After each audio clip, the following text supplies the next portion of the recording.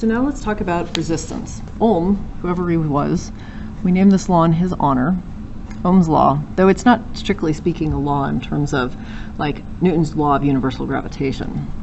But resistance is defined as potential across an object divided by the current produced through that object.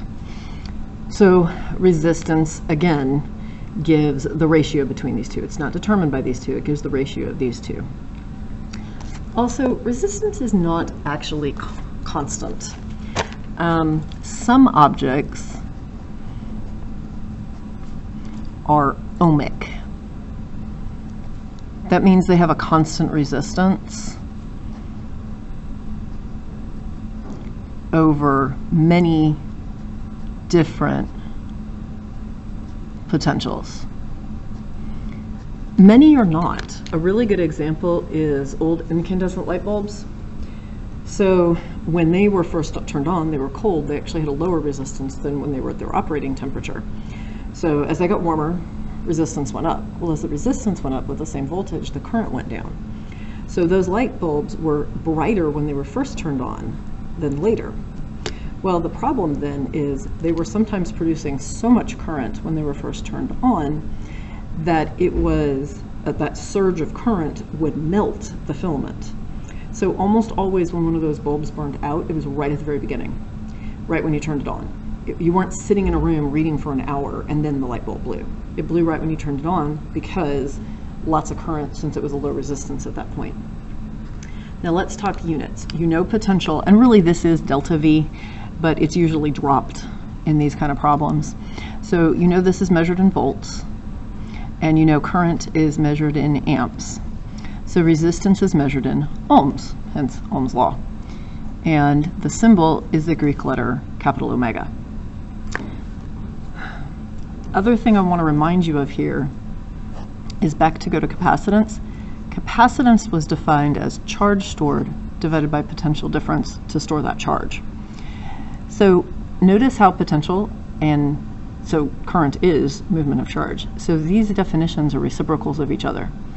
This is why the series and parallel rules for combining resistors versus capacitors are switched. If we'd been defining this afterwards instead of piecemeal, it would have made more sense to define for objects, instead of talking about their resistance, we would have talked about their conductance. And if we had done conductance, it would have made sense to do I over V. The greater the conductor, the more current you get out. Then it would have matched with capacitance. The greater the capacitance for a particular voltage, the more charge you store. But they don't, and we're stuck with it, so just deal. Now, if we want to build a resistor, we have three pieces to it. And I want to remind you, again, with capacitors, we did something really similar. So if you want to build a resistor, this is, by the way, the Greek letter rho. That's how it's pronounced. But it stands for resistivity. And this is a number that depends on the material. So on the sheet for discussion questions, I gave you a table. So copper has a resistivity of 1.68 times 10 to the negative 8. Silver is 1.59 times 10 to the negative 8.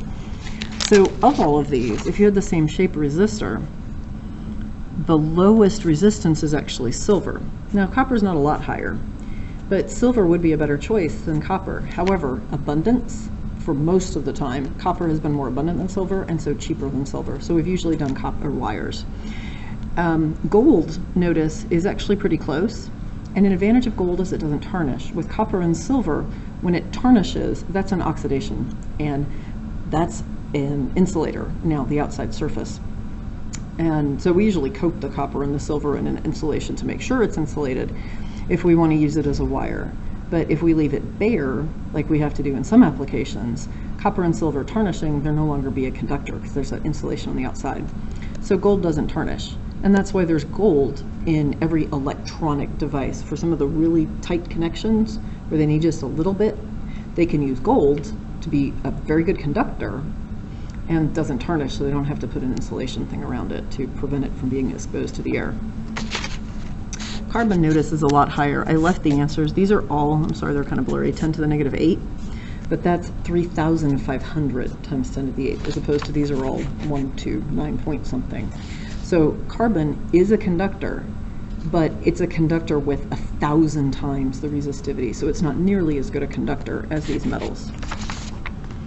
And I actually don't remember which version of carbon that is, because there are 3 elemental versions of carbon. Remember, there's graphite, diamond, and then the nanostructures like carbon nanotubes.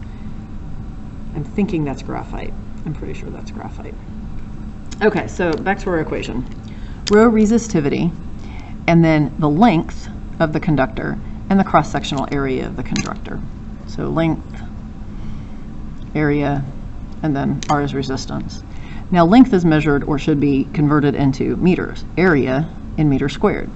Well, we need an answer in ohms. So the unit of resistivity is an ohm times a meter. Then we have ohm times meters in the numerator, divide by meters squared, we're left with just ohms. Again, I want to contrast this with capacitors. To build a capacitor, it depends on the material, dielectric constant, and then this constant of the universe. And then notice area is in the opposite place. And this is distance between the plates. This is distance, the length between the ends. So again, we have a reciprocal definition. And it's just the way things are. So we are going to look at, in the first discussion question, how when we change the potential across a wire, so starting with this equation, how does changing various things, not the capacitor equations, various things in these two equations affect on the drift velocity. So you will be going back to some of the equations from yesterday. Drift velocity, also electric field. Remember, electric field is potential difference divided by distance. Usually this question in this kind of problem is asked across the length of the wire. So X would be L. Short video.